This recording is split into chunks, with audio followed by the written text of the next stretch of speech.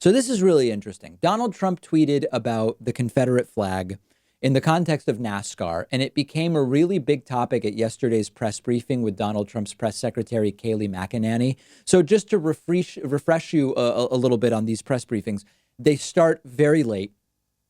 They are very, very short. Few questions are taken, and they almost always end with a scripted walk-off line from Kayleigh McEnany. They want these to be sort of like mic drop moments. The Trumpists love them. I cringe when I see them. And yesterday, the topic of Donald Trump's tweet about the Confederate flag was a big topic of conversation. Just to refresh the tweet once again, Trump tweeting yesterday, has Bubba Wallace apologized to all of those great NASCAR drivers and officials who came to his aid, stood by his side, and were willing to sacrifice everything for him, only to find out that the whole thing was just another hoax. That and flag decision has caused the lowest ratings ever. So as a result of the tweet, a bunch of questions yesterday about, does Trump want the Confederate flag in more places? Is Trump supporting the Confederate flag? And Kayleigh McEnany kept repeating, Trump isn't making a judgment one way or the other about the flag, which, of course, is exactly the problem. We want to hear Trump's opinion on the flag. Here's one question asked yesterday. Kayleigh, to follow up on Peter's question, what is the president's position? Does he think NASCAR made a mistake by banning the Confederate flag? So he said I spoke to him this morning about this, and he said he was not making a judgment one way or the other. The intent of the tweet was to stand up for the men and women of NASCAR and the fans and those who have gone in this rush to judgment of the media to call something a hate crime when, in fact, the FBI report concluded this was not an intentional racist act. And it very much mirrors other times when there have been a rush to judgment, let's say with the Covington boys or with Jesse Smollett. So she won't answer. She says, Trump told me, Kayleigh, I'm not making a judgment one way or the other. Obviously, that didn't happen. They are making a calculated optics decision not to say one way or the other. If you ask me, of course, I just say, yeah, I'm against the Confederate flag being displayed.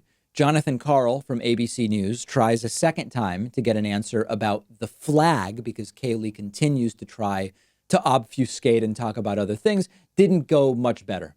But let's drill down on the Confederate flag. Does he think it was a mistake for NASCAR to ban it? The president said he wasn't making a judgment one way or the other. You're focusing on one word at the very bottom of a tweet that's completely taken out of context and neglecting the complete rush to judgment. Wasn't he saying that NASCAR's ratings are down because they banned the flag? That's what he said. The president was noting the fact that in aggregate, this notion that NASCAR men and women who have gone and who are being demeaned and called racist and being accused in some venues of committing a hate crime against an individual, those allegations were just dead wrong. So again, she won't answer, and she insists Trump is not judging the Confederate flag one way or the other. Well, that's the problem, Kayleigh. What we're trying to do is figure out what is Trump's position on the Confederate flag. Is Trump actually so desperate for the racist vote that he's afraid to denounce the Confederate flag or play coy, at least with it? The answer appears to be yes. Now, just for reference, this is really interesting for two reasons. I found a video of Trump 5 years ago talking about the Confederate flag, Confederate monuments. The video is fascinating for two reasons. Number one, Trump very clearly says it should be taken down and put in a museum. He just says it very clearly, unequivocally.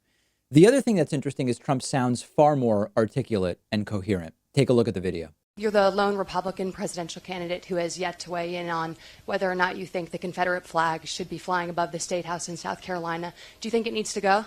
I think it probably does, and I think they should put it in the museum, let it go, respect whatever it is that you have to respect because it was a point in time, and put it in a museum.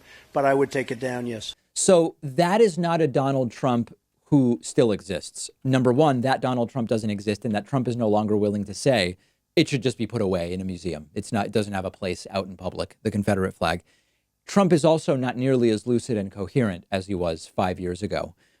So Kayleigh McEnany now can't say this. They realize, I guess, that they need the racist Confederate vote.